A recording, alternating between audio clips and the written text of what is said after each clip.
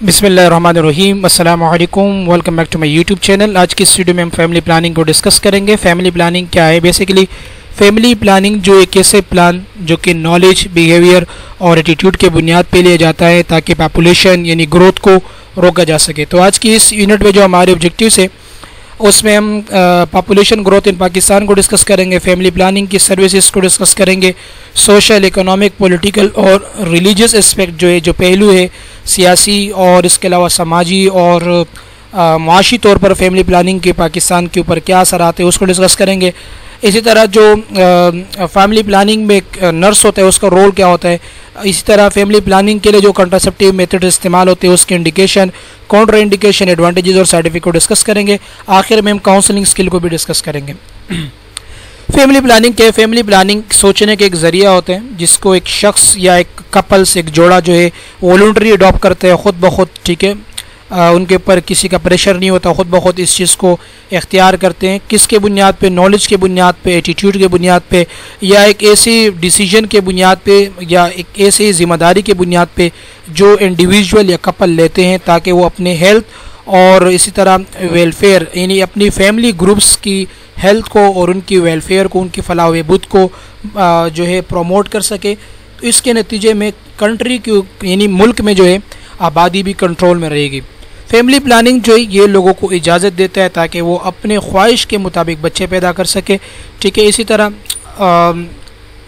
उनको ये भी इख्तियार दिया जाता है कि वो अपने प्रेगनेंसी को रोके, ये एक बड़ा गैप लेके आए। फैमिली प्लानिंग की ऑब्जेक्टिव्स क्या है? 1971 में वर्ल्ड हेल्थ ऑर्गेनाइजेशन ने जो है ये 5 ऑब्जेक्टिव्स बताए हैं फैमिली प्लानिंग के। फर्स्ट ऑब्जेक्टिव जो है अनवांटेड बर्थ्स। अनवांटेड बर्थ्स का मतलब ये होता है कि बार बार प्रेगनेंसी से एवॉइड किया जाए, इस वजह से हम फैमिली प्लानिंग करते हैं। ताकि इसी तरह वांटेड बर्ड्स, मतलब वांटेड बर्ड्स का मतलब अगर एक शख्स चाहे कि मेरे 2 बच्चे हो तो फैमिली प्लानिंग के ज़रिए वो सिर्फ 2 बच्चे ही पैदा कर सकते हैं, उससे ज़्यादा बच्चे पैदा नहीं कर सकता। ऐसे प्लानिंग करते हैं फैमिली प्लानिंग में, ऐसे डिवाइस इस्तेमाल करके सिर्फ 2 बच्चे, उसे हम वांटेड बर्ड्स कहते हैं, ठीक है।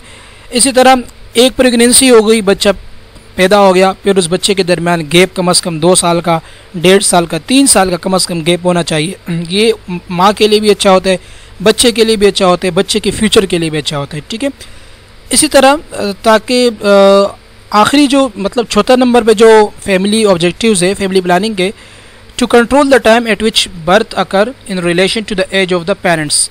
अच्छा, मिसाल के तौर पे पेरेंट्स की एज जो है वो 20 है, ठीक है, और बच्चा जो है पैदा हो गया फ़ौरन, ठीक है। ये पेरेंट्स के जो 18 है या 90 ईयर्स से बच्चा फ़ौरन पैदा हो गया, ठीक है। अब जो है जो फादर है या जो पेरेंट्स है वो 35 साल तक पहुंचेंगे, ठीक है, तो बच्चे जो है 15 साल तक आएंगे। इसी तरह वो क्या होता है कि हम उन चीज़ों को रोकते हैं ताकि बच्चे जो होते हैं वो ज़्यादा, मतलब फैमिली प्लानिंग हम तो नहीं रोकते, family planning world health organisation के प्लानिंग के मुताबिक जो इसको रोका जाता है, ठीक है। तो इस टाइम पर जो है फैमिली प्लानिंग अपनाना होता है ताकि बच्चे ऐसे पैदा ना हो जाए जो कंपैरेटिवली उनकी उम्र अपने पेरेंट्स में कोई 10 साल का गैप हो, कोई 15 साल का गैप हो, ठीक है। इसी तरह to determine the number of children in the family. Number of children, आपने अपनी फैमिली में कितने बच्चे रखने हैं, ठीक है, 3 बच्चे रखने, 2 बच्चे रखने, इन चीज़ों को जो है फैमिली प्लानिंग की ऑब्जेक्टिव्स का हिस्सा बनाया गया है। Population growth in Pakistan. Pakistan जो टोटल 177.1 मिलियंस उसकी आबादी है, ठीक है, फ्रॉम 173.5 मिलियंस प्रीवियस ईयर जो है 173.5 मिलियंस आबादी थी प्रीवियस ईयर, ठीक है।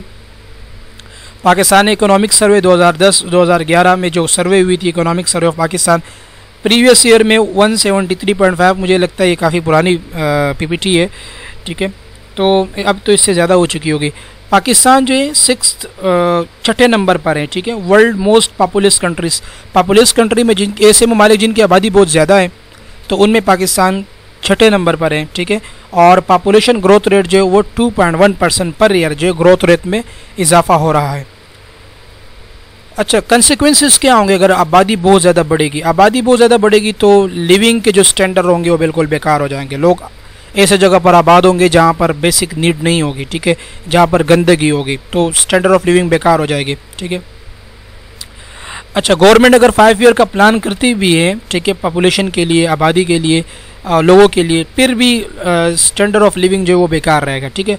फूड की स्टोरेज शॉर्टेज होगी, ठीक है। शॉर्टेज का मतलब मिसाल के तौर पे जो फूड जितना मिल रहा है, एक पहले में घर की बात करेंगे, अगर घर में जो है सोर्स ऑफ इनकम बहुत कम है और घर के जो मेंबर्स है वो बहुत ज़्यादा हैं, तो फूड की शॉर्टेज होगी, लोग कम खाना खाएंगे, तो उसके नतीजे में जो है चिल्ड्रन के अंदर माल न्यूट्रिशन होती है, ठीक है। ओल्डर पर्सन जो है वो काम करते हैं beyond the age of the retirement होने के बाद भी ओल्डर पर्सन जो होते हैं, ठीक है, जो ओल्ड एज में चले जाते हैं, वो फिर भी काम कर रहे होते हैं। उसकी वजह क्या होती है? उसकी वजह ये होती है कि आबादी बहुत ज़्यादा होती है, ठीक है, पॉपुलेशन होती है, और उस चीज़ को मैनेज करने के लिए, इकोनॉमी स्टेटस को मैनेज करने के लिए फिर भी वो काम करते हैं, ठीक है। Young person work at the cost of education, ठीक है। जो यंग पर्सनस होते हैं वो तब काम करते हैं जो हाईली क्वालिफाइड हो जाते हैं, ठीक है। हाईली क्वालिफिकेशन के बगैर उनको ड्यूटी जो है बहुत कम मिलती है। अनएम्प्लॉयमेंट होगी, ठीक है, बेरोज़गारी की शरह बढ़ेगी, housing and law and order problems बढ़ते जाएंगे, जगह जगह पर आबादी बढ़ती जाएगी, गवर्नमेंट और लॉ वगैरह उसको कंट्रोल करने में नाकाम हो जाएगी, क्राइम के सीन बढ़ेंगे, नारकोटिक्स की तरफ लोग बढ़ते जाएंगे अगर बहुत ज़्यादा आबादी होगी, ठीक है। तो आप इसके कंसिक्वेंसेस यूके के साथ देख सकते हैं। यूनाइटेड स्टेट जो है और इसी तरह जो यूके है, ठीक है, आप उसमें देख सकते हैं उनकी आबादी बहुत कम है, तो इस वजह से उनको ना एम्प्लॉयमेंट का मसला है, ना उनके हाउसिंग का इशू है, ना उनके जो है लो स्टैंडर्ड ऑफ लिविंग है, ना फूड की शॉर्टेज है, ठीक है, और ना ही उनके ओल्डर पर्सन जो है रिटायरमेंट के बाद भी काम करते हैं। तो ये पाकिस्तान के अंदर बहुत ज़्यादा है। अच्छा जी, family planning services available in Pakistan. Family planning services जो है पब्लिक हेल्थ के लिए एक बहुत बड़ा चैलेंज हो चुका है। तो वो क्या करते हैं? प्रोवाइड करते हैं एजुकेशन के ज़रिए, काउंसलिंग के ज़रिए और मेडिकल सर्विसेज के ज़रिए। ये 3 टर्म्स याद रखें, ठीक है, education, counselling and medical service. Family planning services में प्रॉपर स्पेसिंग और लिमिटेशन ऑफ बर्थ, एक बर्थ के दरमियान, मतलब एक प्रेगनेंसी के दरमियान एक और दूसरे प्रेगनेंसी के दरमियान एक बड़ा गैप दिया जाता है, ठीक है, किसके ज़रिए? काउंसलिंग के ज़रिए। इसी तरह पेरेंटहुड को जो पेरेंट्स होते हैं यानी जो कपल्स होते हैं उनको एजुकेट किए जाते हैं, ठीक है। पैथोलॉजिकल कंडीशन, रिप्रोडक्टिव सिस्टम के अंदर कोई बीमारी तो नहीं है, sexual transmitted disease, HIV related, उसके लिए स्क्रीनिंग करते हैं। जेनेटिक काउंसलिंग करते हैं। जेनेटिक काउंसलिंग का मतलब कोई ऐसी प्रेगनेंसी तो नहीं है जिनमें जेनेटिक डिसऑर्डर है, या जेनेटिक डिसऑर्डर का खदशा होता है। इसी तरह प्री मैरिटल काउंसलिंग और एग्जामिनेशन, प्री मैरिटल काउंसलिंग या कंसल्टेशन और उसकी एग्जामिनेशन, शादी से पहले जो है कपल्स की जो है काउंसलिंग करते हैं और उसकी एग्जामिनेशन देखते हैं कि आया रिप्रोडक्टिव ट्रैक्ट के अंदर कोई इन्फेक्शन तो नहीं है, ठीक है। इसी तरह प्रेगनेंसी टेस्ट को कैरी आउट करते हैं, ठीक है। Preparation of couple for arrival of first child यानी जो प्रेगनेंसी होती है तो उसके लिए कपल को प्रिपेयर करते हैं कि आपकी प्रेगनेंसी हो चुकी है, ठीक है, और प्रोबेबल चांस है कि 9 महीने बाद या 8 महीने बाद या जो भी पीरियड होता है उस पीरियड के बाद उसकी बर्थ हो जाए, उसके लिए प्रिपेयर करते हैं। Role of nurse in family planning. Family planning में क्या रोल है एक नर्स का? Administrative role. नर्स जो होता है उसके बहुत ज़्यादा रोल होता है। एडमिनिस्ट्रेटिव का मतलब एडमिनिस्टर करना, ठीक है, उसको मैनेज करना। नर्स जो होते हैं वो organisation of family welfare programme पे कौमी सतह पर, रीजनल और कम्युनिटी लेवल पर जो है नर्सिंग एक्टिविटीज़ में इन्वॉल्व होते हैं ताकि इन प्रोग्राम्स को जो है बढ़ा सके, ठीक है। ये बड़ा लेवल है जिसे हम एडमिनिस्ट्रेटर रोल कहते हैं। सुपरवाइजरी रोल ये होता है कि एक नर्स इन चीज़ों को सुपरवाइज कर रहा होता है कम्युनिटी लेवल पर, नेशनल लेवल पर, ठीक है, और अपने स्टाफ्स को, सुपरवाइज़र जो है वो अपने नीचे जो स्टाफ मेंबर होते हैं उनको इनकरेज करता है ताकि वो इन चीज़ों को केयरफुली, मदर और कपल्स वगैरह और उनके बच्चों को केयरफुली देख सके, माल न्यूट्रिशन से बचा सके, ठीक है। उनको एक बच्चे के दरमियान जो दूसरा बच्चा पैदा और उनमें एक प्रॉपर गैप मौजूद हो, अनवांटेड प्रेगनेंसी को वेस्ट किया जा सके, ठीक है। ये सुपरवाइजरी रोल है नर्स का। फंक्शनल रोल जो होता है एलिजिबल कपल्स को ढूंढना होता है फंक्शनल रोल में, ठीक है, और उनको रिफरल करना होता है, ठीक है, रिफ़र करते खास जगह पे ताकि वो सुटेबल प्लानिंग मेथड, मिसाल के तौर पे नर्स है अपने कम्युनिटी में, ठीक है, वो ऐसे लोग ढूंढेंगे और उसको रिफ़र करेंगे। रिफ़र का मतलब भेजेंगे कि ऐसे सिस्टम पर जहाँ पर फैमिली प्लानिंग मेथड्स मौजूद हों, जहाँ पर क्लाइंट के लिए आसानी हो ताकि वो एक सिंपल और सुटेबल मेथड ले सके कंट्रासेप्शन के लिए। कंट्रासेप्शन का मतलब प्रेगनेंसी से रुकावट के लिए, ठीक है। एजुकेशनल रोल में नर्स जो है प्रॉपरली एजुकेट करता है पेरेंट्स को, कपल्स को, ठीक है। इसी तरह रोल ऑफ रिसर्च में इसी तरह रोल ऑफ रिसर्च में नर्स जो है रिसर्च करता है, ठीक है, एसेंशियल मेंबर होता है नर्स जो है ये कम्युनिटी की या मल्टी डिसिप्लिनरी रिसर्च टीम में बेसिकली इनका एसेंशियल रोल होता है ताकि वो साइंस और प्रैक्टिसेस के ऊपर रिसर्च कर सके और वैल्यूएबल डेटा जो है वो प्रोवाइड कर सके, ठीक है, कपल्स के लिए और नेशनल और कम्युनिटी लेवल पर। रोल ऑफ एवेलुएशन जो है एक इम्पॉर्टेंट होते हैं प्लानिंग ऑफ नर्सिंग सर्विसेज जो दिए हैं फैमिली प्लानिंग में, उसकी वैल्यूएशन क्या थी, ओवरऑल उसके ऊपर क्या हुआ, ठीक है। फर्टिलिटी, ठीक है, रेगुलेशन ऑफ फर्टिलिटी जो है उसके बारे में भी उसकी वैल्यूएशन करना, या कंट्रासेप्शन मेथड बताए थे, ठीक है, नर्स ने कपल्स को, तो उसकी इवैल्यूएशन क्या आती है ओवरऑल, ठीक है, ये नर्स का रोल ऑफ इवैल्यूएशन आता है। कंट्रासेप्टिव मेथड्स, नेक्स्ट स्लाइड में हम कंट्रासेप्टिव मेथड्स को डिस्कस करेंगे। कंट्रासेप्टिव मेथड्स या कंट्रासेप्शन को हम इस तरह डिफाइन करते हैं, ये एक international prevention of contraception, conception का मतलब होता है प्रेगनेंसी, ठीक है, ये इंटरनेशनल प्रिवेंशन है, ठीक है, बैनुल अक़वामी सतह पर प्रेगनेंसी से एक रुकावट की एक प्रोसेस होता है, ठीक है, मुख्तलिफ डिवाइसेस के ज़रिए में इस्तेमाल करते हैं, सेक्शुअल प्रैक्टिसेस भी इसमें इन्वॉल्व होते हैं, केमिकल भी इन्वॉल्व होते हैं, ड्रग भी इन्वॉल्व होते हैं और कुछ सर्जिकल प्रोसीजर भी इन्वॉल्व होते हैं। कंट्रासेप्टिव मेथड्स को हम दो हिस्सों में डिवाइड करते हैं। टेम्परेरी मेथड में स्पेस देते हैं, मतलब एक प्रेगनेंसी होगी उसमें 2 साल का स्पेस, उसके बाद अगली प्रेगनेंसी, ठीक है। और एक होता है परमानेंट मेथड जो होते हैं उसे हम टर्मिनेशन ऑफ प्रेगनेंसी कहते हैं या टर्मिनेशन ऑफ फर्टिलिटी कहते हैं, उसे मुकम्मल तौर पर ख़त्म कर दिया जाता है प्रेग्नेंट होने की सलाहियत को। No single method of birth control is the best one, ठीक है, कोई एक मेथड जो है बेस्ट नहीं है, सिर्फ और सिर्फ एक मेथड है जिसे हम बेसिकली एब्सटीनेंस कहते हैं। एब्सटीनेंस ये 100% इफेक्टिव मेथड होता है ताकि प्रेगनेंसी और सेक्सुअल ट्रांसमिटेड डिजीज से रुकावट पैदा कर सके। एब्सटेनेंस का मतलब मेल जो है वो फीमेल की तरफ ना जाए, उसके साथ इंटरकोर्स ना करे, इसे हम एब्सटेनेंस कहते हैं, ठीक है। मेथड्स ऑफ फैमिली प्लानिंग में 2 मेथड्स होते हैं, एक को हम नेचुरल मेथड कहते हैं, दूसरे को मॉडर्न मेथड्स कहते हैं, ठीक है। नेचुरल मेथड्स के अंदर 3 मेथड्स आते हैं, ठीक है, एक आते हैं लाम, एसडीएम और एब्सटेनेंस जो है। लाम का मतलब होता है LAM, ठीक है, लैक्टेशन एमिनोरिया मेथड, और एसडीएम का मतलब होता है स्टैंडर्डाइज्ड मेथड। एब्सटेनेंस का मतलब अगर मतलब एक ऐसा मेथड जिसमें मेल फीमेल के पास ना जाए, ठीक है, इंटरकोर्स ना करे, ठीक है, मतलब ये है कि सेक्सुअल एक्टिविटी ना करे, जो कि 99% जो है इफेक्टिव मेथड है। लैक्टेशन एमिनोरिया मेथड ऐसा है कि अगर एक माँ प्रेग्नेंट हो गई, उसका बच्चा हो गया, और अपने बच्चे को दूध पिलाता जाए, प्रोलैक्टिन लेवल बढ़ती जाएगी, और प्रोलैक्टिन लेवल जो है FSH और इसके अलावा प्रोजेस्टेरोन को नॉर्मल मतलब सप्रेस करेगी, तो उस वजह से अगर कपल जो है वो सेक्सुअल एक्टिविटी भी करे तब भी प्रेगनेंसी नहीं होगी, क्योंकि प्रोलैक्टिन लेवल जब बढ़ जाए तो प्रोलैक्टिन लेवल जो टेम्पररी फीमेल को इनफर्टाइल कर देती है, ठीक है। स्टैंडर्ड मेथड का मतलब ये होता है कुछ खास दिन होते हैं पीरियड्स के बाद, ठीक है, जिसे बेसिकली पीरियड्स जब ख़त्म हो जाए, ठीक है, तो पीरियड्स के डे 8 से लेकर डे 17 तक, यानी डे 8, डे 9, 10, 11, 12, 13, 14, 15, 16 और 17 इसमें एग रिलीज़ होते हैं, ठीक है। और अगर इस दौरान ही प्रेगनेंसी, इस दौरान ही अगर सेक्सुअल एक्टिविटी की गई तो मेल स्पर्म जो है फीमेल के एग के साथ मिल के प्रेगनेंसी हो जाएगी। तो इस दौरान इन डेज़ के अंदर स्पेशली अवॉइड करते हैं सेक्सुअल एक्टिविटी से, तो तब भी जो है कंट्रासेप्शन मेथड के तौर पर इसको इस्तेमाल करते हैं। मॉडर्न मेथड्स में टर्मिनल मेथड्स है। टर्मिनल मेथड्स के अंदर 2 आते हैं, एक ट्यूब लाइगेशन आते हैं और एक वेजिक्टमी।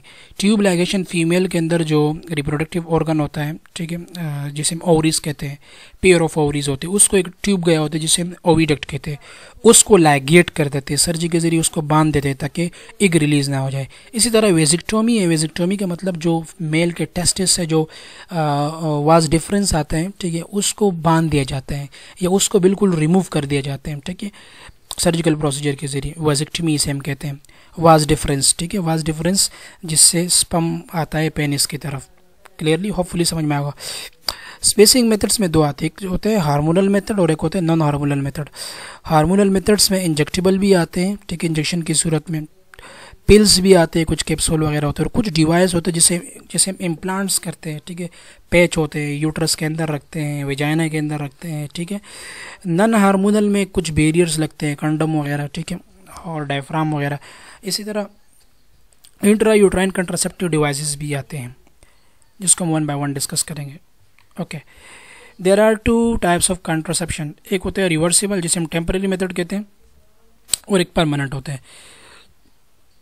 जो टेम्परेरी मेथड होता है उसमें natural family planning methods, barrier methods, hormonal family planning methods आते हैं, और परमानेंट में ट्यूब लाइगेशन और वाजिक्टमी करते हैं, जिसको मैंने इससे पिछले स्लाइड में डिस्कस किया।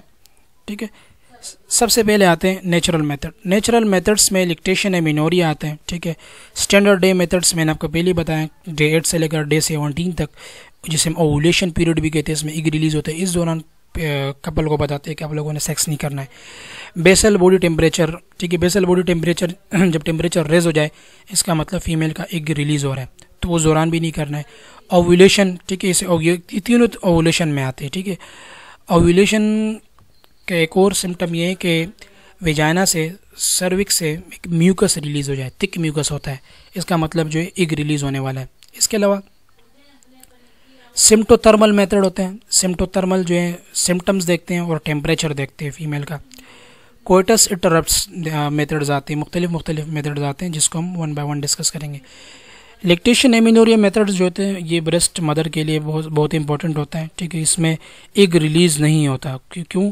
क्योंकि अगर एक माँ अपने बच्चों को ब्रेस्ट मिल्क देती है तो इट्स मीन के प्रोलैक्टिन लेवल बढ़ जाएगा, और जब प्रोलैक्टिन लेवल बढ़ जाएगा, FSH और लुटेनाइजिंग हार्मोन दोनों ये रिलीज़ नहीं होंगे, और इसकी वजह से एग रिलीज़ नहीं होगा। ठीक है, इस कंडीशन को हम लैक्टिंग एमिनोरिया भी कहते हैं, क्योंकि इसमें पीरियड्स भी नहीं आते। नो FSH और LH, लुटेनाइजिंग हार्मोन भी नहीं होगा, फॉलिकल स्टिमुलेटिंग हार्मोन भी नहीं होगा, ओवुलेशन भी नहीं होगा, प्रेगनेंसी भी नहीं होगा। ठीक है, जो ब्रेस्ट फीडिंग होती है, during exclusive breast feeding 90% chance नहीं होता प्रेगनेंसी का। ठीक है, और जब ब्रेस्ट फीडिंग थोड़ा सा कम होने लगे 50%, फिर उसके चांसेस होते हैं, 50% चांसेस नहीं होती प्रेगनेंसी के। एडवांटेजेस क्या है? बच्चे को ज़्यादा से ज़्यादा दूध मिलता है, उसकी इम्यूनिटी बढ़ जाती है, IQ लेवल बढ़ जाता है, मेडिकल सुपरविजन की ज़रूरत नहीं होती। ठीक है, कॉस्ट कोई कीमत वगैरह इसमें इन्वॉल्व नहीं है, नेचुरल प्रोसेस है। ठीक है, इसी तरह उन एरियाज़ के लिए या उन लोगों के लिए अवेलेबल हैं जहाँ पर फैमिली प्लानिंग सर्विसेज अवेलेबल नहीं हो। ठीक है, ये एक्सेप्टेंस मेथड होते हैं उन कपल्स के लिए जो कि कंट्रासेप्टिव डिवाइस इस्तेमाल नहीं कर सकते हैं किसी भी मजहबी अकीदे के ज़रिए। ठीक है, मतलब मजहबी अकीदा उनका ये है कि भाई हमने कॉन्डम वगैरह यूज़ नहीं करने, तो ये मेथड वो अप्लाई कर सकते हैं। डिसएडवांटेजेस क्या है? 90% रिलायबल फॉर स्टार्टिंग 6 मंथ्स, शुरू के 6 महीने के लिए रिलायबल है, उसके बाद जो है रिलायबल नहीं है। ठीक है, बेबी माल नरिश भी हो सकता है, क्योंकि वुमेन जो है वो फैमिली प्लानिंग चाहती है। वुमेन जो है प्रेग्नेंट हो सकते हैं। ठीक है, 4 से 5 महीने के बाद जो है 4 से 5 महीने ऑफ ब्रेस्ट फीडिंग के बाद जो है वो प्रेग्नेंट हो सकती है। ठीक है, स्टैंडर्ड डे मेथड्स का मतलब ये होता है, इसे हम रिदम मेथड भी कहते हैं। ठीक है, या फर्टिलिटी अवेयरनेस मेथड भी कहते हैं। नेचुरल मेथड होता है जिसके कोई साइड इफेक्ट नहीं है। ठीक है, मेंस्ट्रुअल साइकिल के डेज लिखते हैं, मिसाल के तौर पे डे 8 से लेकर डे 19, यहाँ पे डे 19 मेंशन किया गया है। ठीक है, कोई इशू नहीं है। साइकिल जिसको फर्टाइल डेज का मतलब ये होता है कि इसमें एग रिलीज़ होता है। ये मेथड जो होता है ये ख़वातीन खुद ही इस्तेमाल करती हैं। ठीक है, जिनके साइकिल रेगुलर्स होते हैं। ठीक है, मंथली पीरियड्स पर होते हैं। ठीक है, इसीलिए 26 से लेकर 32 डेज़ के दरमियान जो पीरियड्स होते हैं उनके लिए बहुत अहम होता है।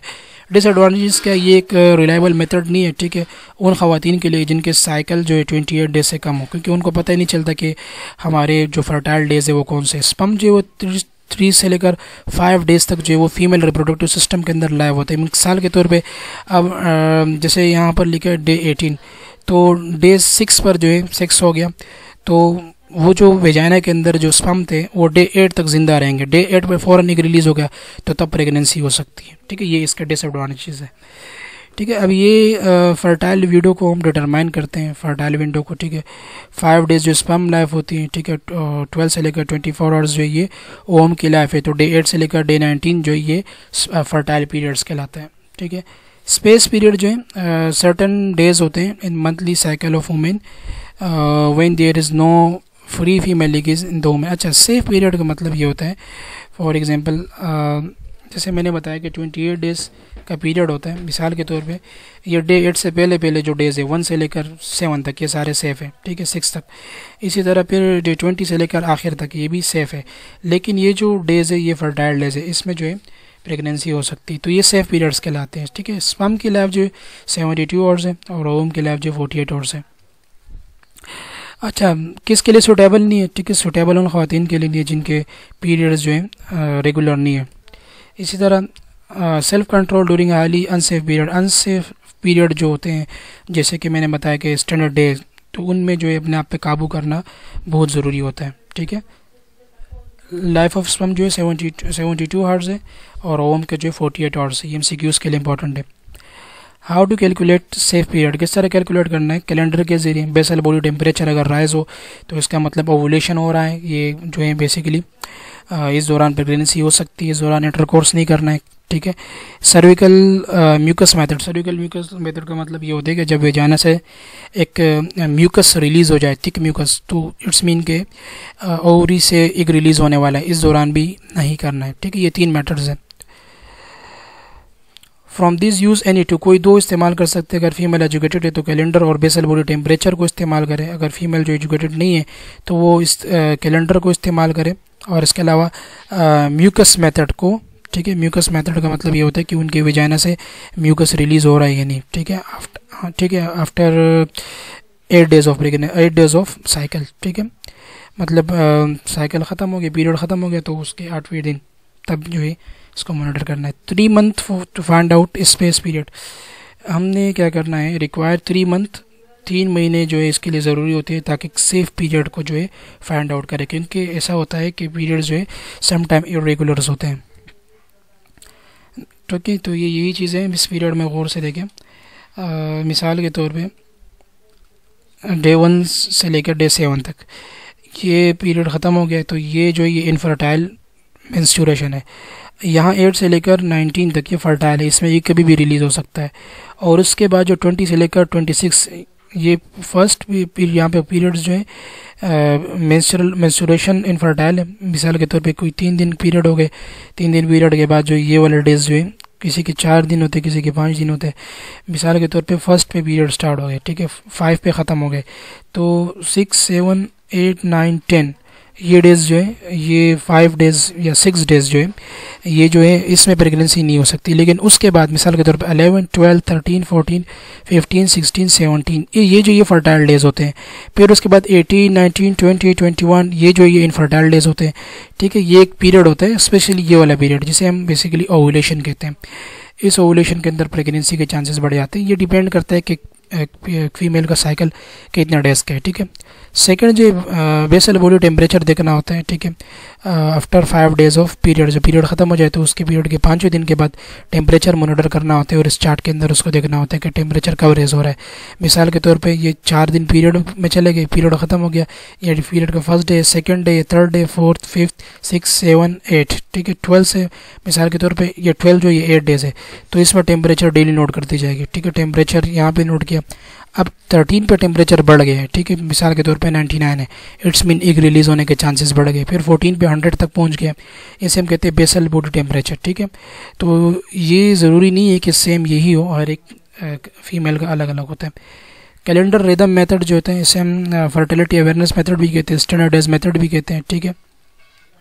इसको भी हमने डिस्कस कर लिया। 6 मंथ का कैलेंडर ज़रूरी होता है। Women keep a record of the monthly period for 6 month, 6 month के लिए वुमेन जो एक मंथली रिकॉर्ड रखती है, ठीक है। और उससे 18 डेज़ जो है शॉर्टेस्ट साइकिल से 18 डेज़ को माइनस करेंगे और लॉन्गेस्ट साइकिल से जो है वो 11 डेज़ माइनस करेंगे। ये लॉन्गेस्ट साइकिल से यहाँ पर जो है, ठीक है,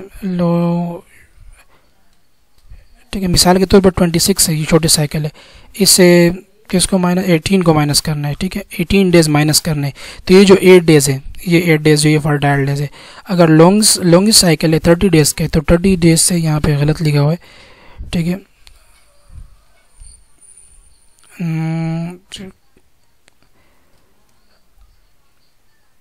11 डे फ्रॉम लॉन्ग, तो यहाँ पर हम 11 डेज़ लिखेंगे, ठीक है, 11 डेज़ माइनस करेंगे, ठीक है, यहाँ पे लिखा हुआ है। देखिए इसका मतलब ये है, आप सिंपल ये समझे कि एक पीरियड जो है वो स्टार्ट हो गया है फॉर एग्जांपल 1 तारीख को, ठीक है, 1 तारीख को फर्स्ट पीरियड है, 1, 2, 3, 4, 5 5वें दिन पीरियड ख़त्म हो गया। अब 5वें दिन के बाद जो है, मतलब मैं एक से वजह से समझा रहा हूँ ताकि आपको सीक्वेंस से समझ में आ जाए। 5वें दिन के बाद जो है छठा, 7वां, 8वां, 9, 10, अब ये जो 10 दिन है, 10 से लेकर 15 दिन के दरमियान ये ख़ास दिन है, ठीक है। इसमें ओवुलेशन होती है। अगर आपने मेंस्ट्रुअल साइकिल पढ़ा हो, ओवुलेशन फेज आपने पढ़ा हो, तो आपको समझ में आ जाएगा। उन डेज़ में जो है इसे हम स्टैंडर्ड डे कहते हैं। उस डे में प्रेगनेंसी के चांसेस जो है 99 एंड 100% बढ़ जाते हैं, ठीक है। तो इसी तरह जो 8 और 9 डेज़ होते हैं, आपके इस लेक्चर के मुताबिक 8 से और 19 डेज़ जो होते हैं साइकिल का, उसे हम अनसेफ पीरियड कहते हैं और फर्टाइल पीरियड भी कहते हैं। अनसेफ इस वजह से कहते हैं अगर सेक्स हो गया तो फ़ौरन प्रेगनेंसी होगी, और फर्टाइल पीरियड इस वजह से कहते हैं क्योंकि इसमें फीमेल की फर्टिलिटी बहुत ज़्यादा पिक पे चली जाती है, ठीक है। इस दौरान ये जो फर्टाइल डेज है इसमें हम एब्सटेनेंस करेंगे। एब्सटेनेंस या एब्सटेन का मतलब ये होता है कि मेल को फीमेल के पास जाने से रोकेंगे ताकि वो ना जाए, क्योंकि प्रेगनेंसी के चांसेस बहुत ज़्यादा बढ़ जाते हैं। इसे हम कैलेंडर रिदम मेथड कहते हैं। अच्छा, यहाँ वो और से देखें, अब यहाँ पे पीरियड स्टार्ट है, ठीक है। पीरियड स्टार्ट हो गया। अब रिलीजियस पॉइंट ऑफ व्यू से बीइंग अ मुस्लिम हम पीरियड्स में इंटरकोर्स नहीं करते, ठीक है। कुरान मजीद में भी अल्लाह ताला ने इरशाद फरमाया है। कुछ फीमेल की 4 डेज़ होती है, कुछ 5 डेज़ होती है, इवन 3 दिन भी होते हैं, ठीक है, विथ ब्लड अमाउंट रिलीज, ठीक है। अब ये संडे का दिन है, ठीक है, इतवार है, पहला महीना है, मान लेते कि ये जुलाई है। इसमें भी पीरियड चल रहे हैं, ठीक है, ब्लीडिंग हो रही है, इसमें भी हो रही है, इसमें भी हो रही है। अब जुमेरात के दिन पीरियड स्टॉप हो गए, ठीक है, पीरियड स्टॉप हो गए, और फीमेल ने जो है गुस्ल वगैरह किया, अपनी बॉडी को साफ़ किया, और छठे से लेकर 7वें दिन, ये दोनों छठा और 7वां जो है ये मतलब ये आप इसे सेफ डेज कह सकते हैं। लेकिन अनसेफ हम क्यों कहेंगे? क्योंकि मैंने आप लोगों को शुरू के स्लाइड में बताया था, अगर यहाँ पे हम गौर करें, ठीक है, यहाँ पर 48 आवर्स का मतलब 2 दिन तक जो है ओव्यूम जो है वो अंदर पड़ा रहता है, और स्पर्म 3 दिन तक 72 आवर्स तक अंदर पड़ा रहता है। तो हम गौर से देखें यहाँ, ठीक है। इनको तो इन्होंने अनसेफ दिन का मतलब सेफ दिन करार दिए कि इसमें आप सेक्स कर सकते हो, लेकिन रिलीजियस पॉइंट ऑफ व्यू से अलाउ नहीं है। अब छठे और 7वें में आप सेक्स की तरफ जा रहे हैं, ठीक है, ज़वाजी हम बिस्तरी की तरफ जा रहे हैं, तो छठे और 7वें में अगर मेल ने सेक्स किया तो इट्स मीन के छठे और 7वें और 8वें दिन तक जो है वो जो स्पर्म है वो फीमेल के अंदर, उसके वेजाइना के अंदर जिंदा है, तो प्रेगनेंसी के चांस हो सकते हैं। लेकिन यू मस्ट रिमेंबर कि मेन जो ओवुलेशन के दिन है वो 12 से लेकर 15 तक है, यानी 13, 14 और 15, इसमें फर्टिलिटी पिक पर होता है। लेकिन आपने याद रखना है डे 8 से लेकर डे 19, क्योंकि आपके एग्जाम MCQs से आ सकते हैं, ठीक है।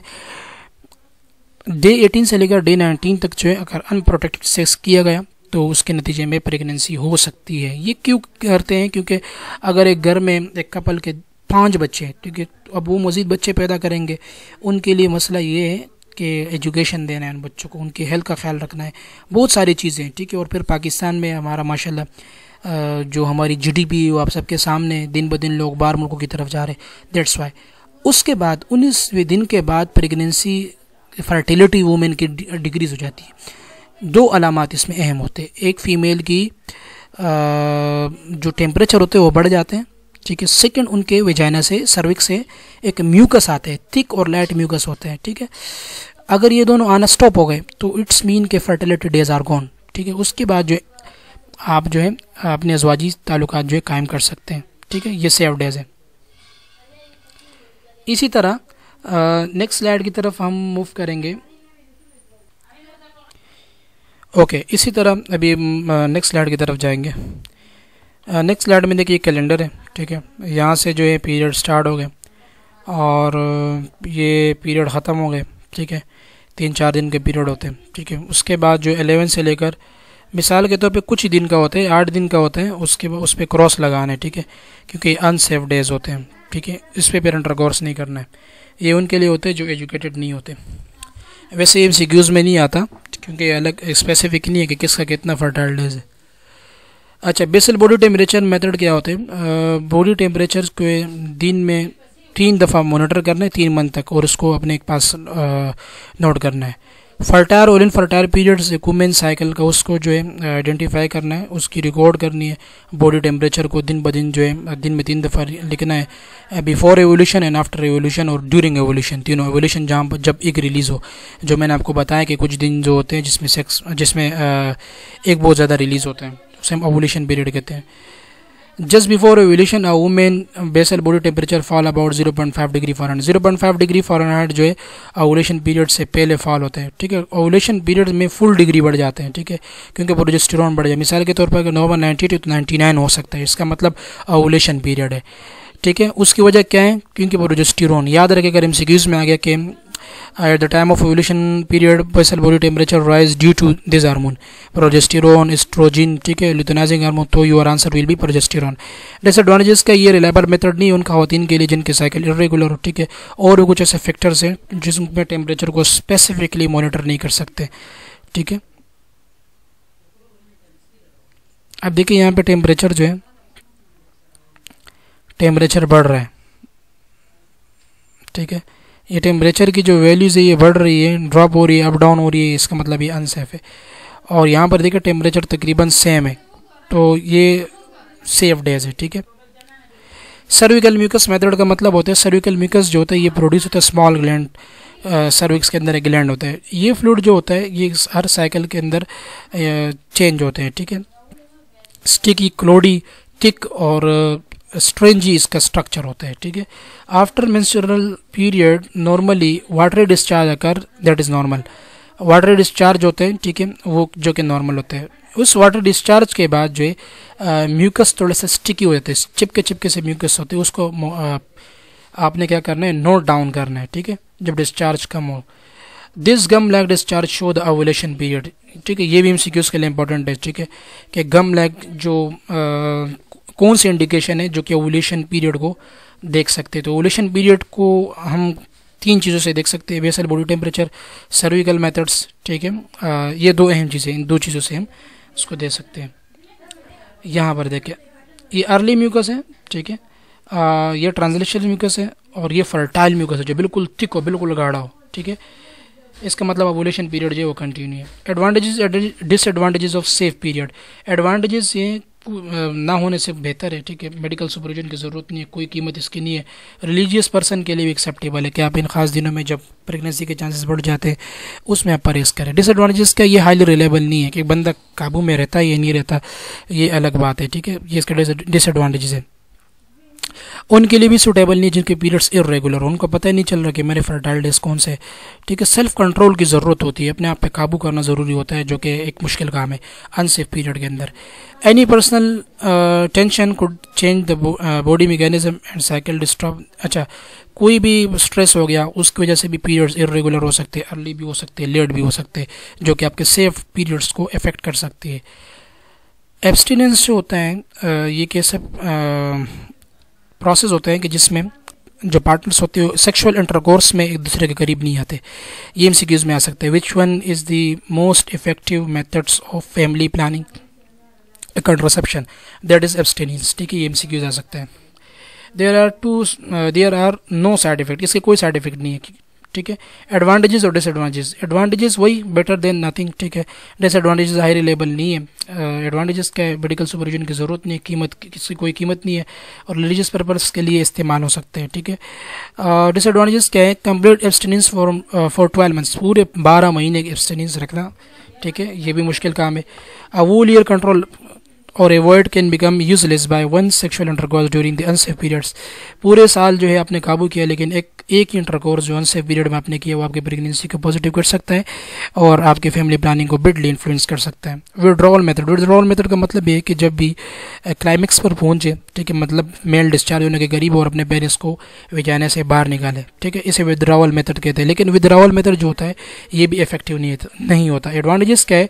मेडिकल सुपरविजन की ज़रूरत नहीं है, कोई कीमत इसकी नहीं है, ठीक है, बेटर देन नथिंग, ठीक है। इसी तरह good for areas where family planning services are not available, ऐसे एरिया के लिए भी अच्छे जब फैमिली प्लानिंग सर्विसेज मौजूद ना हो, ठीक है। उनके लिए भी अच्छा है जो कंट्रासेप्टिव डिवाइस कंडम वगैरह उसके इस्तेमाल नहीं करते, उनके लिए भी अच्छा है। डिसएडवांटेजेस क्या है, ये रिलायबल नहीं है क्योंकि एक ड्रॉप स्पर्म अंदर रह के उसके अंदर मिलियंस ड्रॉप होते हैं, प्रेगनेंसी कॉज कर सकती है। ठीक है, इसमें high degree of self control की ज़रूरत होती है, बहुत ही ज़्यादा खुद को काबू करना पड़ता रहता है। ठीक है, relative to the sex acts the couple can not relax and enjoy the intercourse. ठीक है, इसी तरह ये इसके डिसएडवांटेजेस है कि ये रिलायबल नहीं है। ठीक है, हाई डिग्री ऑफ कंट्रोल की ज़रूरत होती है। ठीक है, विड्रॉवल जो है थोड़ा सा मुश्किल हो जाता है, और ये जो है एक्सेप्टेबल नहीं होता समटाइम्स, पेरेंट्स जो पार्टनर्स होते हैं उनमें एक्सेप्टेबल मेथड नहीं है। अब इसके बाद बैरियर्स आते हैं, रुकावटें आती है। बैरियर्स में फिजिकल है और केमिकल है। फिजिकल में कंडम आते हैं, मेल एंड फीमेल दोनों का आते हैं, डायफ्राम आते हैं और सर्विकल कैप आते हैं। केमिकल में स्पर्मासिडल जो स्पर्म को किल करने वाले होते हैं, स्पर्म को मारने वाले होते हैं, क्रीम आते हैं और वेजाइनल टेबलेट्स आते हैं। फिजिकल मेथड्स में जो ज़ाहिरी तौर पर हम अपने ऑर्गन्स के ऊपर लगाते हैं वो कंडम होता है। Most common and effective barrier method of the family planning is, condom दिया होगा। ठीक है, और बहुत सारे डिवाइसेस दी होगी तो आप कंडम याद रखें।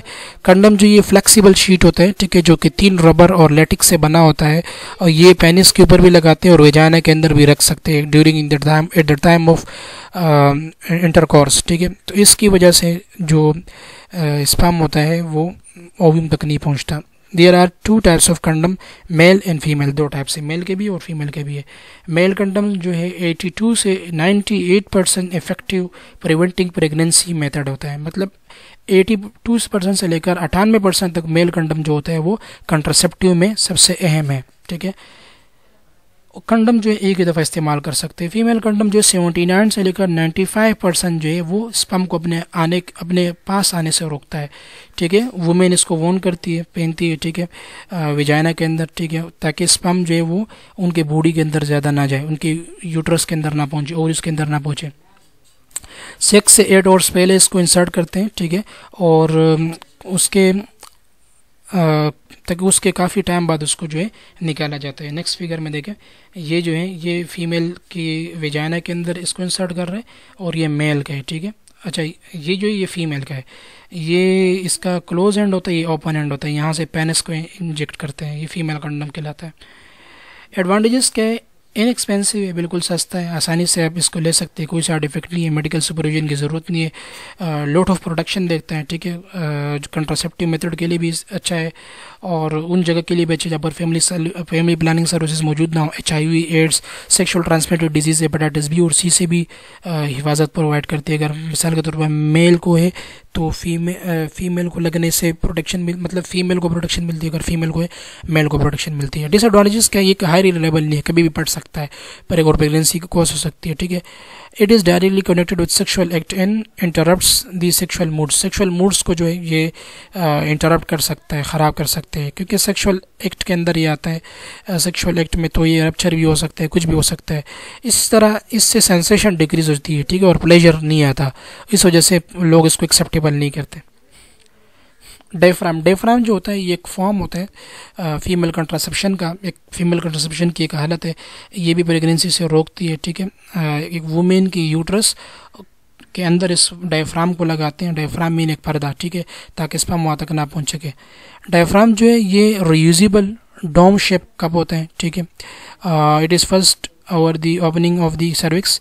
ठीक है, इसको फिट करते हैं सर्विक्स की ओपनिंग में। It is common to use diaphragm with spermicidal. ठीक है, डायफ्राम के साथ आप स्पर्मासिडल जो कि ख़ास क्रीम या ख़ास चीज़ें आती है ताकि स्पर्म को किल कर सके। दिस इज़ जेल, स्पर्मासिडल जेल में भी आते हैं, क्रीम में भी आते हैं, फॉर्म में भी आते हैं, देखिए स्पर्म को क्या करे, किल कर सके। It should be inserted immediately prior to intercourse and should be remove no earlier than 6 hours. तो अच्छा, ये आप पहले भी इंसर्ट कर सकते हैं, उसके इंटरकोर्स के फ़ौरन बाद भी जो है इंसर्ट कर सकते हैं, और 6 घंटे तक जो है इनसाइड दी सर्विक्स को आप रख सकते हैं ताकि तमाम के तमाम जो है स्पर्म जो है वो किल हो सके। 6 घंटे से पहले नहीं निकालना है। सर्विकल कैप जो होता है ये कैप आते हैं, कंट्रासेप्टिव डिवाइस है जो कि सर्विक्स के ऊपर रखते हैं ताकि स्पर्म जो यूट्रस तक ना पहुंचे, इसे हम सर्विकल कैप कहते हैं। सर्विकल कैप भी रियूजेबल है, डीप सिलिकॉन कप का बना होता है, डीप सिलिकॉन होता है, कप शेप का होता है। ठीक है, वेजाइना के अंदर इसको इंसर्ट करते हैं। ठीक है, और उसका जो मुंह होता है वो सर्विक्स के दरमियान खुला रहता है। इस फिगर में हम देखें, ठीक है, ये डायफ्राम होता है, ये डायफ्राम है, डायफ्राम को इंसर्ट करते हैं, जबकि इस फिगर में देखें ये सर्विकल कैप है, ठीक है। सर्विकल कैप को उसको अंदर वेजाइना के अंदर इंसर्ट करते हैं, उसके ऊपर स्पर्मासिडल क्रीम लगाते और सेक्स के फ़ौरन बाद अंदर करते हो, 6 घंटे बाद उसको बाहर निकालते हैं। ये रीयूजेबल होता है, ठीक है। ये इसके तरीक़ाकार है। अच्छा, 6 से 8 आवर्स जो है इंटरकोर्स से पहले भी इंसर्ट कर सकते हैं और 8 घंटे तक जो है इसको अपने अंदर रखना है, ठीक है। जैसे पिछले साइड में कहा था कि इंटरकोर्स के फ़ौरन बाद आप इसको इंसर्ट करें, लेकिन आप 8 घंटे 6 से 8 घंटे पहले भी इंसर्ट कर सकते हैं और 8 घंटे बाद इसको निकालेंगे, ये ज़रूरी है, ठीक है। अच्छा, इसमें भी वही चीज़ें, डायफ्राम जो ये शेलो डोम शेप का होता है, कप की तरह होता है, फ्लेक्सिबल रिम होते हैं, इसको वेजाइना के अंदर इंसर्ट करते हैं और सर्विक्स और वेजाइना के दरमियान ही होते हैं। सर्विकल कैप जो होता है ये थिम्बल शेप का होता है, एक कैप की तरह होता है, ठीक है। स्मॉलर देन डायफ्राम, डायफ्राम से थोड़ा सा छोटा होता है, ये डायफ्राम है, ये सर्विकल कैप है, ठीक है। दोनों में हम स्पर्मासिडल क्रीम का इस्तेमाल करेंगे। Diaphragm and caps keep the sperm from joining the eggs. Diaphragm और कैप्स जो होते हैं ये दोनों स्पर्म को एग्स के पास पहुंचने से रुकावट करते हैं, यानी रुकावट बनाते हैं। Hormonal methods of family planning. Hormonal methods में STD सेक्सुअल ट्रांसमिटेड डिजीज़ के चांसेस को रिड्यूस नहीं करते। ये बाकी चीज़ें जो हमने पढ़ी, इससे सेक्सुअल ट्रांसमिटेड डिजीज़ के चांसेस भी डिक्रीज़ होते हैं। इसमें क्या होता है, हार्मोनल मेथड्स में ओव्यूलेशन को स्टॉप करते हैं, मतलब एग रिलीज़ होने को स्टॉप करते हैं, ठीक है। फर्टिलाइज, अच्छा, एक इसका मैकेनिज्म ये, दूसरा मैकेनिज्म ये है कि हम फर्टिलाइज एग को इम्प्लांटिंग से रोकते हैं। इम्प्लांटिंग का मतलब जब एग रिलीज़ होता है और यूट्रस के साथ जो है इम्प्लांट हो जाते हैं ताकि उससे फिर बेबी बने, वो प्रोसेस जो है हार्मोनल मेथड रोक देता है, इम्प्लांटिंग, ठीक है। ये आप देख सकते हैं इस फिगर में, ये ओवरीज है, ठीक है। इस ओवरी से एग रिलीज़ होता है, ये एग आते हैं इस ओविडक्ट के अंदर, ये राइट है और ये लेफ्ट है। ट्यूब लाइगेशन मतलब इस ओवरी को बांध दिया सर्जरी के ज़रिए, तो एग नहीं पहुंचेंगे। अब एग रिलीज़ होगा, हार्मोन एग रिलीज़ होने नहीं देगा। सेकंड, अगर हार्मोन की वजह से, मतलब हार्मोन के होते हुए एग रिलीज़ हो गया, तो यहाँ पर ये यूट्रस होता है, इसके साथ ये एग जो है फिक्स हो जाते हैं, मेल फीमेल, मतलब मेल स्पर्म और फीमेल एग ये फर्टिलाइज होते हैं और यहाँ पर जो इम्प्लांट हो जाते हैं और फिर इसमें बच्चा ग्रो करता है। तो ये सेकंड हार्मोन इसको यहाँ से रोक देता है, ठीक है। और जो मैंने आपको डायफ्राम और कैप बताए थे वो यहाँ पर रखते हैं, ठीक है। अपने फिंगर से उसको इंसर्ट करते हैं ताकि स्पर्म जो है वो अंदर ना पहुँच सके। अच्छा, दोबारा अपनी स्लाइड की तरफ जाएंगे।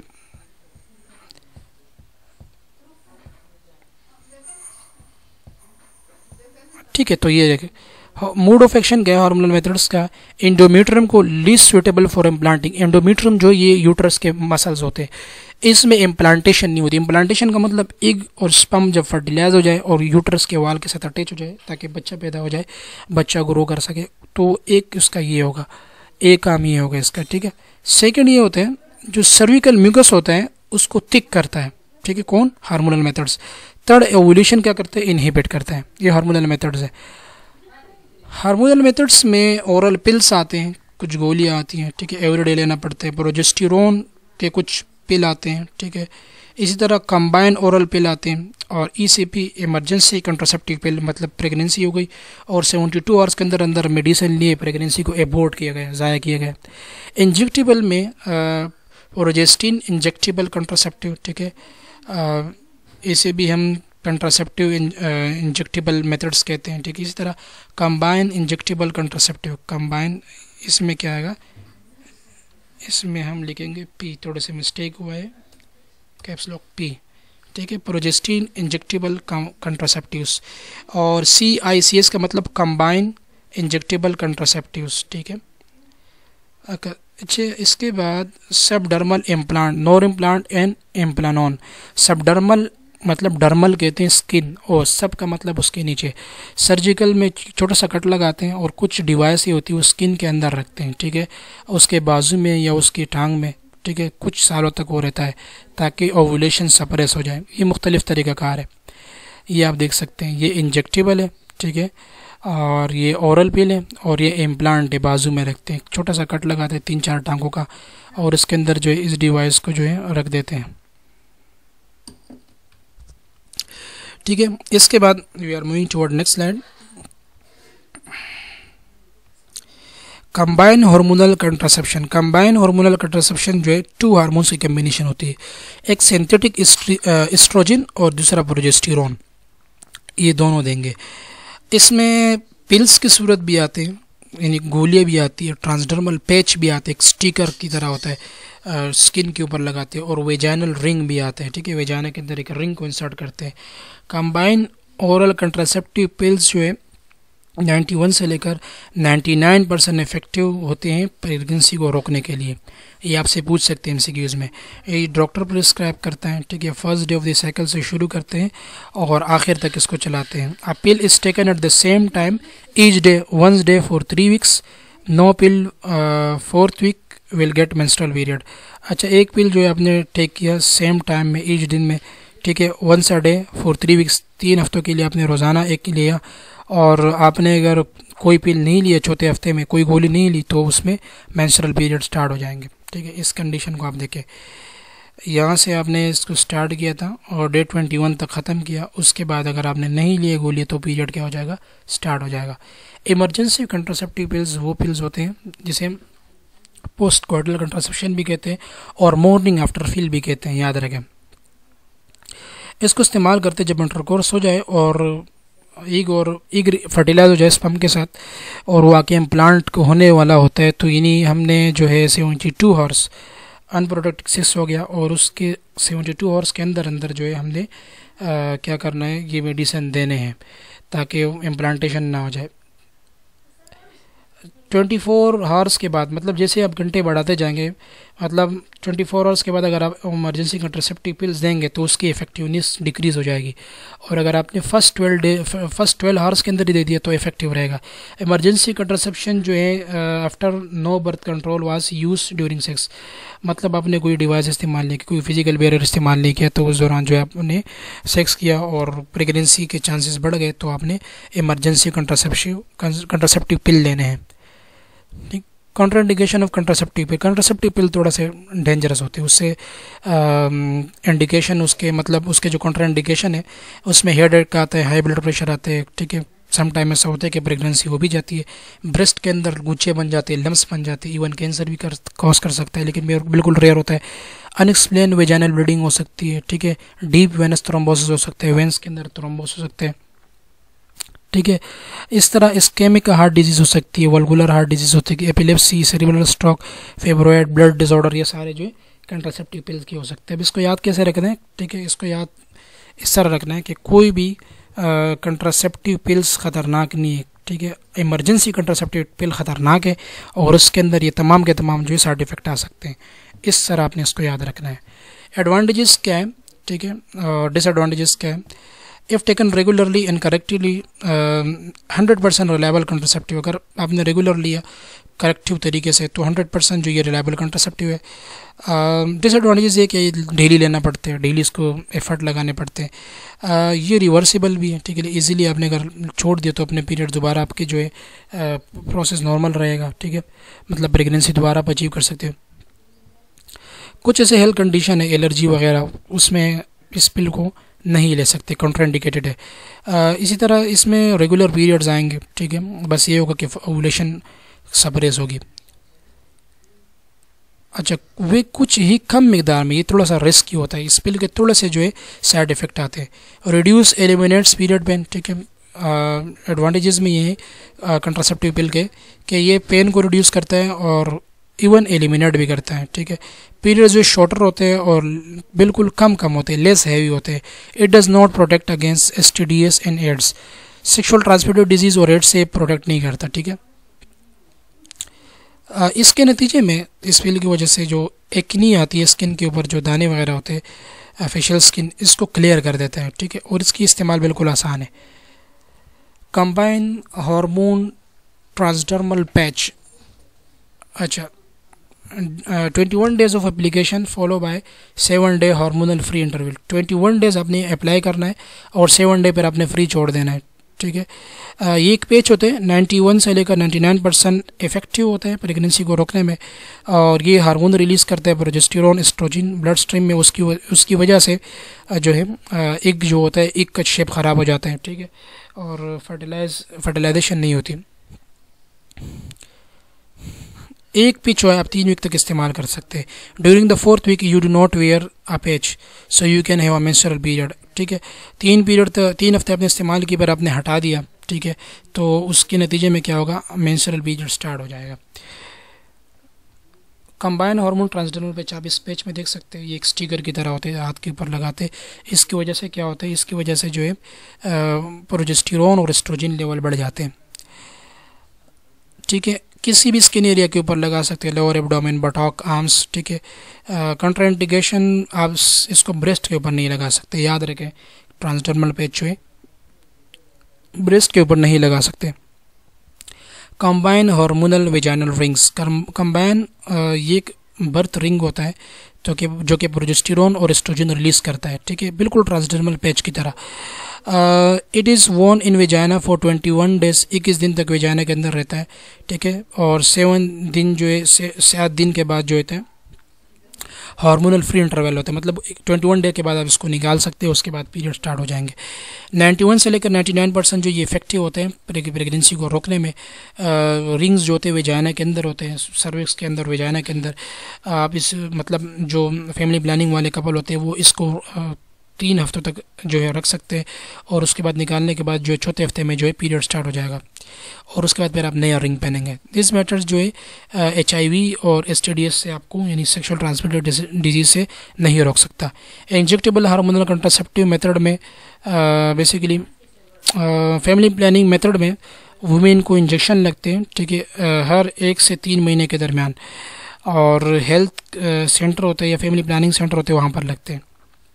Injection with 1 hormones, progestin only injection, progestin only injection में सिर्फ प्रोजेस्टेरोन होते हैं, जिसे हम प्रोजेस्टीन भी कहते हैं। ये उन वुमेन के लिए होते हैं जिनमें एस्ट्रोजन, मतलब जो एस्ट्रोजन इस्तेमाल नहीं करना चाहते, वो शुड नॉट यूज एस्ट्रोजन, ठीक है, या जिनको एस्ट्रोजन इस्तेमाल नहीं करना चाहिए, ठीक है, उनके लिए प्रोजेस्टीन लगाते। एग्जाम्पल डिपो प्रोवेरा के नाम से आते हैं, 150 mg होते हैं, IM लगता है, ठीक है, हर 12 वीक में लगता है। नोरिजिस्ट, ठीक है, नोरिजिस्ट जो होता है ये 200 mg देते हैं, ठीक है, ये 8वें हफ्ते में, मतलब हर 8वें हफ्ते में इसको लगाना पड़ता है। मैकेनिज्म ऑफ एक्शन इसका क्या होता है, इसमें प्रोजेस्टीन हार्मोन होते हैं जस्ट लाइक प्रोजेस्टेरोन, ये ओवुलेशन को इनहिबिट करते हैं, ठीक है। इंजेक्शन ऑफ फ्रीक्वेंसी 12 से लेकर 14 वीक्स के दरमियान लगाने। Bleeding pattern 50% amenorrhoea rates eight 1 year, 1 साल तक जो एमिनोरिया होगा, ठीक है, 50%, मतलब ब्लीडिंग बिल्कुल ना होने के बराबर होगी। Injectable with 2 hormones, combine injectable contraceptives, ठीक है, इसमें एस्ट्रोजन भी होते हैं और प्रोजेस्टेरोन भी होते हैं, ठीक है, और इसको एवरी मंथ लगाए जाते हैं, ठीक है, और एक्सपेंसिव होते हैं, प्रोजेस्टीन से थोड़ा सा महंगा होता है, और थोड़ा सा मुश्किल होता है इस इंजेक्शन को ढूंढने में। इसकी एग्जांपल में मेसिग्निया है, ठीक है, एस्ट्राडोल वेलेरेट, ये इसका जो है जेनरिक नेम है, महीने में 1 ही IM लगता है। एडवांटेजेस और डिसएडवांटेजेस क्या है? एडवांटेजेस ये वेरी इफेक्टिव होता है, ठीक है, इंजेक्टेबल में हाईली रिलायबल है, 10 से 12 weeks of protection with 1 injection, एक इंजेक्शन में आप 8 से 12 हफ्ते प्रोटेक्शन के साथ सेक्स कर सकते हो, ठीक है। नो डेली एफर्ट की ज़रूरत नहीं है, ठीक है। Discontinue without need for a clinical procedure की ज़रूरत नहीं है। मिसाल के तौर पर ट्रांसडर्मल पेच आपने स्किन के अंदर लगाया था, फिर वो टांग के रिमूव करेंगे, फिर उसको बाहर निकालेंगे, तो उससे अच्छा इंजेक्टेबल है, ठीक है, कोई सर्जरी की प्रोसीजर नहीं होगी। डिसएडवांटेजेस क्या है? The monthly periods become irregular, periods irregular होते हैं, और समटाइम ऐसा होता है कि पीरियड होते ही नहीं है। After stopping the injection it can take between 6 to 8 months for the women to become pregnant. Injection के बाद 6 से 18 महीने लगते हैं प्रेगनेंसी होने में, ठीक है। It does not protect against STDs and AIDS, sexual transmitted disease से प्रोटेक्शन नहीं देते, ठीक है। वेट इसमें गेन होते हैं फर्स्ट ईयर में, और इसी तरह बोन मिनरल डेंसिटी डिक्रीज हो जाती है एस्ट्रोजन की वजह से, ठीक है। और फर्टिलिटी को वापस आने में तकरीबन 6 से 1 साल लगता है, ठीक है। सबडर्मल इम्प्लांट्स शुरू में ही हमने डिस्कस किए थे, 2 टाइप्स होते हैं, स्किन के अंदर अंडर द स्किन इसको लगाते हैं, ठीक है, और इसमें प्रोजेस्टेरोन होते हैं, ठीक है। और मिनी पिल्स के तौर पे काम करते हैं, यानी ये एक मिनी पिल्स है, ठीक है। नोर प्लांट्स और इम्प्लानॉन, नोर प्लांट्स होते 6 रोड लगाते हैं, 5 साल के लिए इफेक्टिव होते हैं। इम्प्लानॉन में 1 रोड लगाते 3 साल के लिए इफेक्टिव होते हैं। प्रेगनेंसी को 3 to 5 ईयर तक रोकता है, ठीक है। टाइप ऑफ इम्प्लांट के मिसाल के तौर पर नोर प्लांट लगाए तो 5 साल के लिए, और अगर इम्प्लानॉन के 1 रोड लगाए तो 3 साल के लिए। हेल्थ केयर वर्कर जो होते हैं एक छोटा सा कट लगाते हैं स्किन के अंदर और फिर इसको अंदर लगाते हैं, और ठीक है इम्प्लांट को जिस तरह लगाते हैं उस तरह रिमूव भी करते हैं। क्लिनिक और एक फैमिली प्लानिंग सेंटर के अंदर होता है। इम्प्लांट्स जो can be use by women वो आर ब्रेस्ट फीडिंग वाले मदर भी यूज़ कर सकते हैं। एंड अदर वो है प्रॉब्लम्स विद एस्ट्रोजन, और जिन एस्ट्रोजन की प्रॉब्लम हो वो बेसिकली ये इम्प्लांट्स जो है लगा सकते हैं, ठीक है। क्योंकि एस्ट्रोजन भी करते हैं लेकिन एस्ट्रोजन से बहुत सारे कॉम्प्लिकेशन आते हैं, तो फिर सबडर्मल इम्प्लांट में प्रोजेस्टेरोन वाले लगाते हैं, प्रोजेस्टिन जिसे हम कहते हैं, ठीक है। ये इम्प्लांट्स इस तरह के छोटे रॉड होते हैं और इसको स्किन के अंदर लगाते हैं। ये नोर प्लांट है, नोर प्लांट में जो है 6 रॉड्स होते हैं, इम्प्लानॉन में जो है 1 रॉड होता है, ठीक है। ये इसकी प्रोसीजर है। देखिए ये लग चुका है, ये इसको लगा रहे हैं,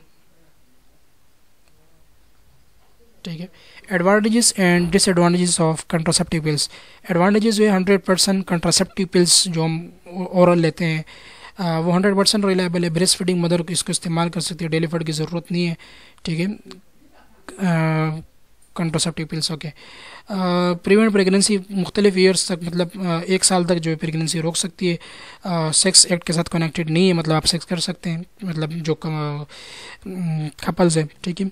can be taken out any time when the couple decide to have baby, ठीक है। कभी भी जो है इन मेडिसिन को रोक सकते हैं जब वो बेबी की ख्वाहिश ज़ाहिर करे कि भी अभी हमने प्रेगनेंसी करनी है। और फर्टिलिटी 3 महीने के अंदर रिटर्न आती है। डिसएडवांटेजेस क्या है, कुछ ख़वातीन जो होती हैं उनमें इर्रेगुलर और लॉन्गर पीरियड आते हैं, ठीक है, शुरू के 6 मंथ में।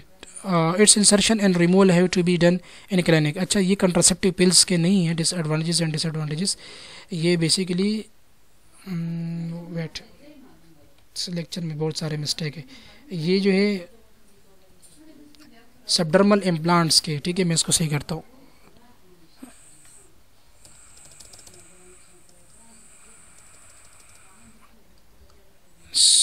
सबडर्मल इम्प्लांट्स, ठीक है। सबडर्मल इम्प्लांट्स के एडवांटेजेस एंड डिसएडवांटेजेस है।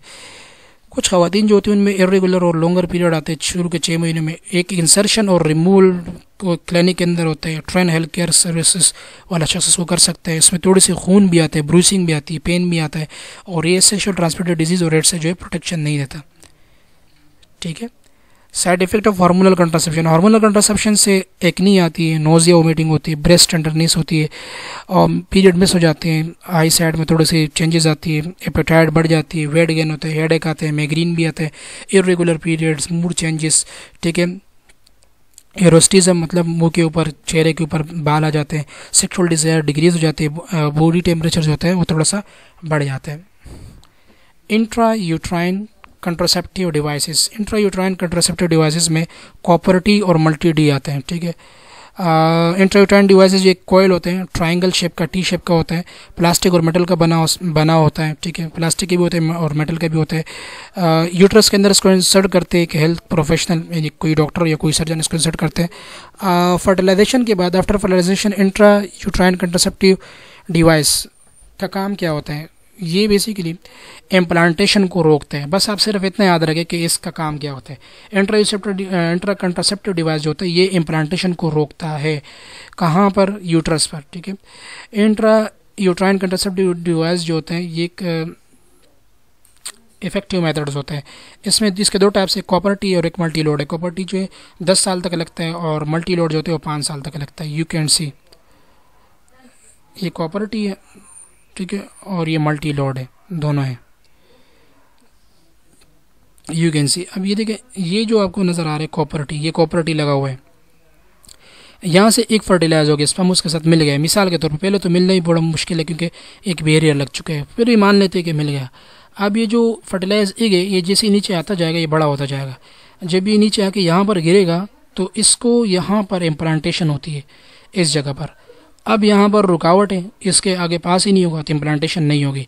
अगर इम्प्लांटेशन हो भी गई तो यहाँ से इस मेटल के साथ लगेगा और वो दोबारा ब्लीडिंग की सूरत में यहाँ से बाहर रिमूव हो जाएगा, ठीक है, होपफुली समझ में आया होगा। एडवांटेजेस और डिसएडवांटेजेस क्या है। एडवांटेजेस जो है 99% इफेक्टिव है। डिसएडवांटेजेस क्या है, मेंस्ट्रुअल ब्लीडिंग हो सकती है, जैसे मैंने आपको बताया, क्रिम्पिंग भी हो सकती है, इंटरफेरेंस विद इंटरकोर्स, इसका इंटरफेरेंस नहीं होता, इंटरकोर्स के साथ कोई ताल्लुक नहीं होता, ठीक है, मतलब कोई रुकावट नहीं बनता इंटरकोर्स में। फर्टिलिटी बिल्कुल अगर आपने निकाल दिया तो दोबारा फीमेल जो फर्टाइल हो सकती है। हार्मोनल साइड इफेक्ट इसके नहीं होते। ब्रेस्ट फीडिंग में भी बिल्कुल सेफ है। डिसएडवांटेजेस, मेंस्ट्रुअल ब्लीडिंग होती है, बहुत ज़्यादा होती है। अच्छा, इसके अलावा स्पॉटिंग आते हैं कुछ दिन के लिए, इंसर्शन के बाद वो स्पॉटिंग, ब्लड्स वगैरह के स्पॉटिंग आती है, खून के कदर आते हैं। इन्फेक्शन भी इसके ज़रिए होता है, जिसे हम पेल्विक इन्फ्लामेटरी डिजीज़ कहते हैं, पूरा पेल्विक सूज जाता है। अगर इसको प्रॉपरली इंसर्ट नहीं किया होता है तो ये बाहर भी आता है, ठीक है, और ट्रॉमेटिक कंडीशन पैदा कर सकता है। Permanent surgical method of family planning, ठीक है, फैमिली प्लानिंग में स्टेरिलाइजेशन का मतलब होता है फर्टिलिटी को ख़त्म करना, that process is called sterilization. Voluntary surgical contraceptive भी इसे कहते हैं, ठीक है। दो तरह के होते हैं, एक मेल के और एक फीमेल के। मेल स्टेरिलाइजेशन मतलब मेल को फर्टाइल बनाना, वेजिक्टोमी कहलाता है। फीमेल स्टेरिलाइजेशन का मतलब फीमेल के जो ओवरीज के ट्यूब होते हैं उसको बांध देना, ठीक है, सर्जरी के ज़रिए, उसे फीमेल स्टेरिलाइजेशन या फीमेल इनफर्टिलिटी कहते हैं, ठीक है। ये आप देख सकते हैं इस फिगर में, मैं आपको दिखाना चाहता हूँ। शुरू में मैंने बताया था ये टेस्टिस है, इससे ये जो ट्यूब चला गया है ये एपिडिडाइमस है, इसके अंदर स्पर्म बनते हैं, एपिडिडाइमस के अंदर स्टोर होता है और ये वास डिफरेंस ट्यूब इसको लेके जाते हैं पेनिस के पास, इसको बांध दिया जाता है और काट दिया जाता है। That procedure is called vasectomy. Vasectomy में परमानेंट जो होते हैं मेल जो होते हैं वो स्टेराइल हो जाते हैं, ठीक है, और प्रॉपरली स्पर्म जो है वो डिलीवर नहीं होता, तो फिर सेक्स के दौरान जो है प्रेगनेंसी नहीं होती। इसी तरह ट्यूबिक्टोमी या इसके अलावा ट्यूब लाइगेशन या टाइंग ट्यूब्स, ये तीनों इसी के नाम है, ठीक है। इसमें क्या करते हैं, फीमेल के जो ओविडक्ट होते हैं दोनों, इन दोनों को बांध देते हैं और काट देते हैं, ठीक है। दोनों तरफ से पहले कट लगाते हैं, फिर उस तरफ भी बांध देते हैं, इस तरफ भी बांध देते हैं, ताकि एग प्रॉपरली रिलीज ना हो। तो ये परमानेंट है, ठीक है, इसकी फिर रिवर्सल नहीं होती। इसे हम बेसिकली ट्यूबिक्टमी कहते हैं। Qualities of a good contraceptive, एक रिलायबल होना चाहिए, एक्सेप्टेबल होना चाहिए, इजीली अवेलेबल होना चाहिए कंट्रासेप्टिव डिवाइस वगैरह, इनएक्सपेंसिव, ठीक है, ज़्यादा कॉस्टली ना होना चाहिए, आसानी उसके इस्तेमाल आसानी से हो, रिवर्सिबल हो, सेफ हो, ठीक है, और सेक्स के साथ कोई इंटरफेयर ना करे, ऐसे कंट्रासेप्टिव जो होते हैं ये गुड होते हैं। Family planning counselling, family planning counselling जो एक प्रोसेस होता है जिसमें हम क्लाइंट को फैसिलिटेट करते हैं, इन्फॉर्म करते हैं और उसको हम वॉलंटरी डिसीजन पर जो है कायल करते हैं, उसको बताते हैं कि आप वॉलंटरी डिसीजन ले अपने कंट्रासेप्टिव के चॉइसेस के मुताबिक, आपकी चॉइस क्या है, आप किस चीज़ को अपना रहे फैमिली प्लानिंग में। Role of family planning counselling या होते हैं कि वुमेन को हम सपोर्ट करते हैं हर पार्टनर को, ताकि वो एक मेथड ऑफ फैमिली प्लानिंग को चूज़ कर सके, ताकि जो उन्हें स्यूट कर सके, जो उनके लिए प्रॉपर हो, जो उनको डिस्टर्ब ना करे, ताकि कोई भी प्रॉब्लम हो, ठीक है, फैमिली प्लानिंग के हवाले से वो उसको क्या करें, उसको बेसिकली अवेल कर सके। काउंसलिंग जो होता है ये एक इम्पोर्टेंट कंपोनेंट होता है फैमिली प्लानिंग का, याद रखें, ये एमसीक्यूज में आ सकता है, और ये हेल्थ केयर प्रोवाइडर का रिस्पॉन्सिबिलिटी होती है ताकि वो किस तरह इफेक्टिव काउंसलिंग करता है अपने कपल्स की। काउंसलिंग जो होता है ये फोकस करता है पेशेंट के सिचुएशन और उसके नीड्स को।